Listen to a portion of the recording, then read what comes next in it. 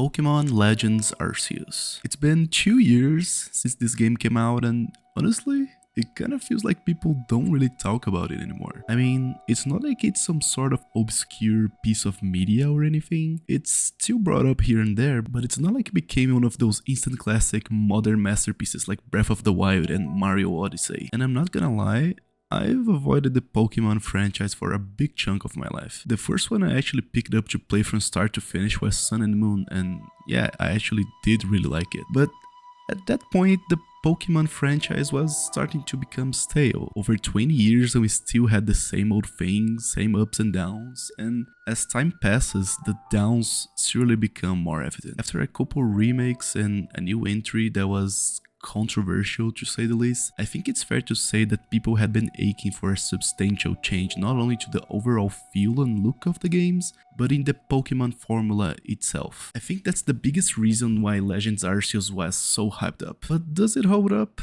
Is this another basic Pokemon cash-in with not a lot of personality, or a grand revolution of the formula? Or neither? Well, let's find out. Now, I believe you've heard this before, but modern Pokemon games are kinda not very good looking. They look fine enough. I mean, if this was an indie game, I would be very impressed. But this is Pokemon, the #1 most profitable franchise in the world. It was fair to give this a pass on the 3DS or the Game Boy or something, but this is the Switch, a console that has beautiful games like Breath of the Wild and Super Mario Odyssey. I very much expect to play in a good looking environment. People criticize this in Sword and Shield for a good reason. The game looks very unpolished, and while this aspect is admittedly way better in Legends Arceus, it still leaves way too much room for improvement. Some of the textures in the environment just don't look good. It's a bit disappointing because now I'm still aching for a truly HD next-gen looking Pokemon experience. And this is not quite it. Credit where credit is due though, the sky looks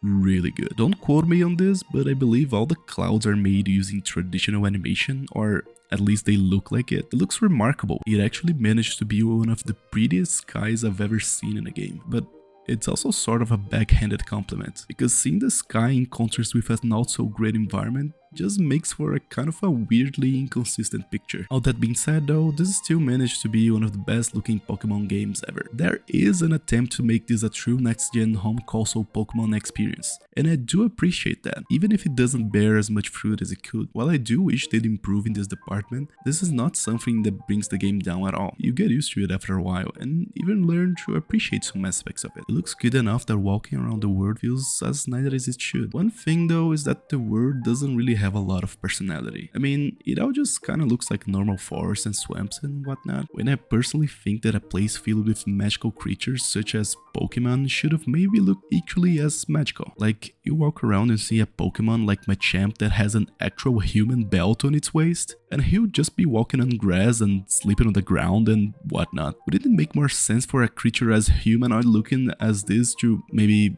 build up shacks to live, or live in a cave, or make nests or something? There's unending room for creativity in this department, but no effort is taken in stuff like this. It just feels like a real-life world where normal animals have been replaced with Pokemon. Even if Sword and Shield was as flawed as it was, at the very least there were some environments that looked creative and fit into the Pokemon that live there. My favorite being that dark forest with the big glowing mushrooms, which fittingly housed a bunch of fairy-type Pokemon. I can only hope that in the future we'll get an actual big, connected, open-world Pokemon filled with detail and personality. What we have now is fine, but like I said, leaves much to be desired. Moving on to animations, there is a very significant improvement here, particularly in the Pokemon themselves. Sword and Shield battles looked horrendous because Pokemon didn't really move. Their models were swung around and lifted in the air, and most of what a Pokemon actually did was one small animation either roaring or swinging their claws around. It was really ugly, but I'm glad to say that this game doesn't suffer from this problem nearly as much. I still wish there was a bigger variety of attack animations for each Pokemon, like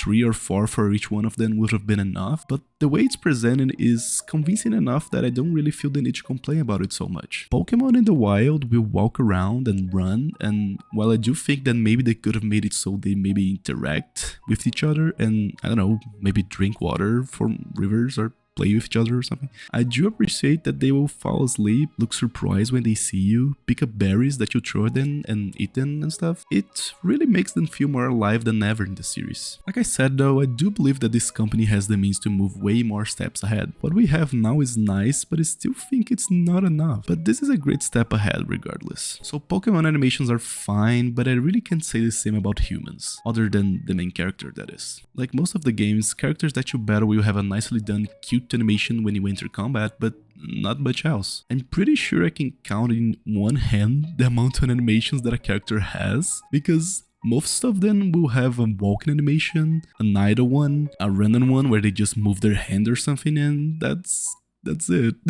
There's literally like 3 or 4 full-on cutscenes in the game that are actually animated, and excluding the first one where the game begins, they're all very forgettable and underwhelming. It's very sad. Whenever a character does something, the screen will cut to black, a random sound will play, and then he will already have done it. I know that every game is like this, but why?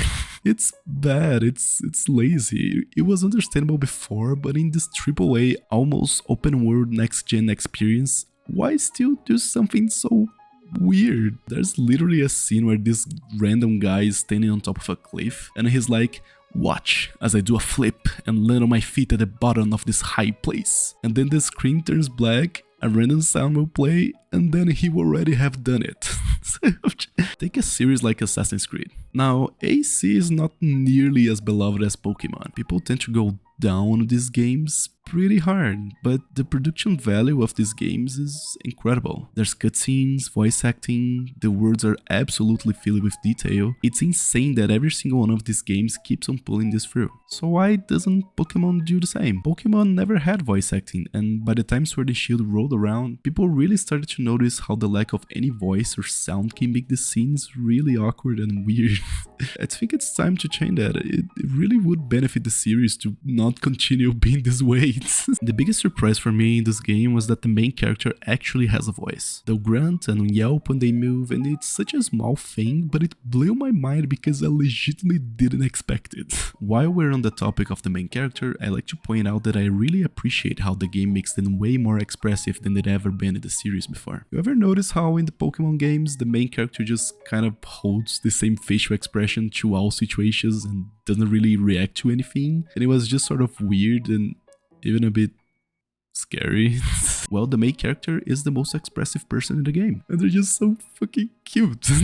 Every expression they make is just adorable, and that's a compliment I can extend to most characters as well, although to a smaller degree. Something I really appreciate about Pokemon games is that the character design is usually really good. Most characters you come across will be adorable and pleasant to look at, and that just makes the experience a lot better. This time around though, I was a bit disappointed. Characters don't look bad, but I really feel like they lack the usual creativity that we've had previously. I know it's getting old for me to compare this game to Sword and Shield, but even with all its problems, I do believe that that game had the best character designs in any Pokemon game. In Arceus, most people just look kinda samey. Not a lot of people really stand out. They look good, but they don't really have a lot of personality, other than Kojita.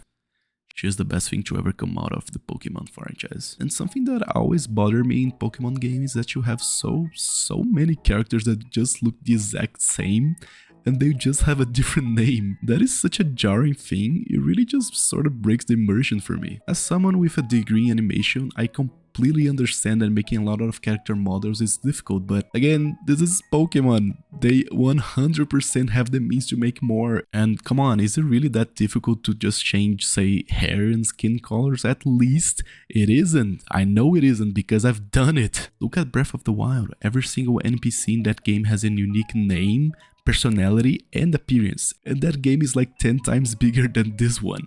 Like, come on guys, you can definitely do so much better than this. Still, it's not like it's all horrendous or anything. I suppose I just expected more. It's not something that brings down the whole experience or anything. Now I'd like to talk about how it actually feels to play the game. Well, this was certainly the most important thing that they had to nail for this game to be enjoyable, and luckily, they did. This is the best it has ever felt to play a Pokemon game. The way your character moves around is very pleasant, and simply walking around the world is a satisfying experience. You're able to run, dodge, and even crouch to try and stealthily take on Pokemon. Speaking of which, I was surprised to see that this game stealth actually works. It's not like it's a fake stealth system that doesn't really work like we have in, say, GTA 5 for example. So moving around feels pretty good, but I was incredibly disappointed to find out that you can't jump.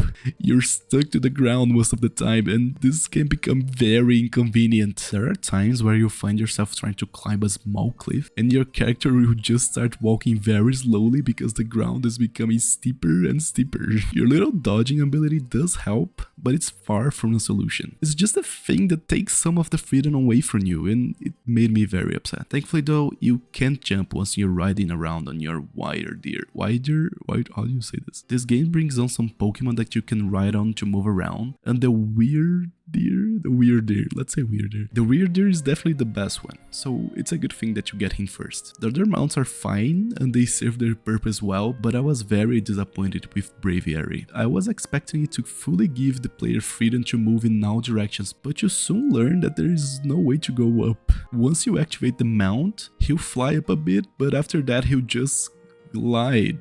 It's very much like the paraglider in Breath of the Wild. It was very disappointing because after traversing the world on foot for so long, I very much looked forward to being able to go wherever I wanted with ease once I got it. Something disappointing though is that I can't really use whatever Pokemon I want as a mount or have them follow me. This was a feature in Let's Go Pikachu and Eevee, and it certainly elevated what would be a standard Pokemon experience to a surprisingly delightful endeavor. It's just something that makes your Pokemon really feel like your true companion and does wonders for the feel of the game. Still though, it feels good to traverse the land one way or another. It really makes the experience a lot more comfortable and nice. The feel of the game is very spot on, and I'm very glad they managed to make it this good. The same can be said about catching Pokemon. This game introduced us to an amazing feature of actually being able to manually throw Pokeballs to catch Pokemon yourself, and I cannot stress enough how good this is. This time it just feels way more real. It's really good to actually have the feeling of being a Pokemon trainer / researcher yourself, and this certainly made it more enjoyable and motivating for me to actually go on ahead and catch all the Pokemon in the game. This was like the first time I've actually felt like completing a Pokédex. Not only is there a narrative encouragement, since Arceus will tell you at the beginning of the game that he'll be meeting up with you if you catch them all, but when it feels this good to do it, it's just way better. I've always thought it was a bit boring to seek out Pokemon in the other games, but it's a lot more fun in this system. The mechanics are pretty good. The game will give you different types of Pokeball to catch different Pokemon, like a heavy ball, a ball that doesn't fly as far as the others but has a better chance of catching them, forcing you to get as close as you can to them, or also the feather ball, a weaker one that you can throw really far away, and it's ideal for catching Pokemon that will be flying high in the air. The battle system has also been improved. I really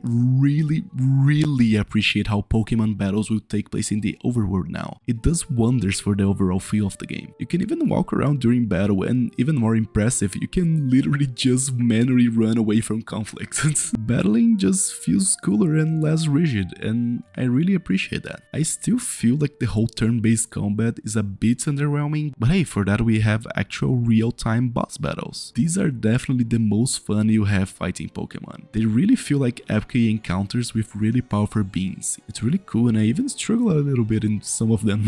The overall game is still a bit easy in my view, but not too much that it's super frustrating or anything. The main gameplay loop is very good. Most of the time you have to explore the world to search for new Pokemon, or just improve the research you have on Pokemon that you have already caught. And the game will give you a few missions for you to do to each Pokemon, and they're really simple, so you always have something to do. For people who choose to complete the Pokédex though, things can get a little overly frustrating. There are some Pokemon that require you to do some really annoying things, such as, I don't know, waiting for this randomly timed event to happen on a very specific place on a very specific map to happen, just so you can catch one or two Pokemon that only appear in those places. You have to catch a bunch of annoying collectibles that by the end will only grant you a single ugly Pokemon and nothing else. It's very frustrating, and I spend a lot of my time in the game just waiting for these random events to happen so I can catch one Pokemon. Still, once you get past that, it is fun to explore and find hidden places and dens where some big alpha Pokemon will be wandering. It's definitely the best part of the game to just walk around searching for places you haven't been and coming across a Pokemon you've never seen before. But all in all, the gameplay is very good, and that by itself makes the game worth playing, at least in my opinion. Unfortunately though, that same can't be said about the story. So I think it's fair to say that Pokemon games aren't exactly known for their stories. Personally, I think most of them are pretty underwhelming. They tend to be pretty basic, and every single time you're just a kid who hits the age where they can go out to catch Pokemon, and you defeat a bunch of people in battle and become the super mega champion, and then the plot unfolds, and it's usually just, bad guy team wants to catch legendary to destroy or reshape the world, and that's kind of it. And there usually isn't much in terms of themes or development and that other fancy narrative stuff. There's a few exceptions, of course, but most of the time it's basic stuff. And that's not a big deal. People don't play Pokemon for the story. But in Legends Arceus, I just had bigger expectations. The start is cool. You have this weird cutscene where Arceus isekais the main character to the past, and there's some cool concepts in place there. It just had a lot of potential. I think that's why it was really disappointing to me when it turned out that this game probably has the worst story of any Pokemon game ever. It almost kind of just doesn't have a story. It ends up feeling like it's a bunch of excuses to have the player do stuff and extend the playtime of the narratives, which resulted in a roughly 11-hour chore of a story. Things just kinda happened. Okay, so at the beginning, it had decent flow. You get isekai'd, you join the Survey Corps, which makes a bit of sense because being from the future where everyone knows how to catch Pokemon, you're better than everyone else around, since they're in the age where Pokeballs were just invented. But then you have this silly little clans, and their thing is that they argue whether time or space is more important because the game has space and time travel, I guess. And then after that, the story just that these noble Pokemon are going crazy and you have to stop them. And that's it. That's kind of it. By the very end, they kick you out of the village, you meet up with the best waifu in Pokemon's history, and then after catching some random legendary Pokemon for no reason really, you go up a mountain to fight the boss and defeat the big legendary that appears out of nowhere. Twice. And for the second time you have to make this Pokeball that is made out of rubies or something, because apparently that makes it weaker, and I have no idea where that comes from. But the characters are like, it's okay, we have the red ruby Pokeball thingy, it can't hurt us. What? And after capturing 2 literal gods, your friends just congratulate you and they say like, we should throw a festival to celebrate, and the game ends. You don't even see this festival other than just a still shot. By the end of that, I was like, okay, but I'm still stranded in the past. Are they not gonna address that? Aren't I supposed to go back? So I was like, okay, maybe after I catch all Pokemon and hang out with Arceus, he'll definitely send me back home, right? Well, not really. I went ahead and caught all 240 Pokemon, expecting to have an actual conclusion to the story by the end, but that didn't happen. Granted, the actual boss fight against Arceus is pretty cool, and it's even pretty hard at times, but all that happens is that Arceus allows you to catch him. He's like, take me with you to your adventures or something, but like, my adventures are over at this point. I got every Pokemon, you jerk. Am I really just stuck in the past now? You brought me here. Arceus, take me back. What am I supposed to do now? And that was that. Catching all Pokemon took like twice the amount of time it took me to complete the main campaign. Probably more even. And there weren't really any satisfying conclusion. You get the big old legendary Arceus, which by the way, he was only in the game for like 2 scenes, and that's it. You catch the legendary titular Pokemon just so you won't use him for anything, because you've already done everything in the game at this point. It all felt very lazy. It just felt like they had no interest in actually giving this game a good story. And yeah, all in all, even if I spent a good chunk of this video complaining about the game, I still had a great time playing it. A better story, map design, graphics, and a jump button would have made it better, but it's a good starting point for something that they will hopefully develop into a way better games in the future. Sometimes though, I do wonder how an evolved version of this game would look like. Something with better graphics, better maps, better character designs and mechanics. Something like... oh god.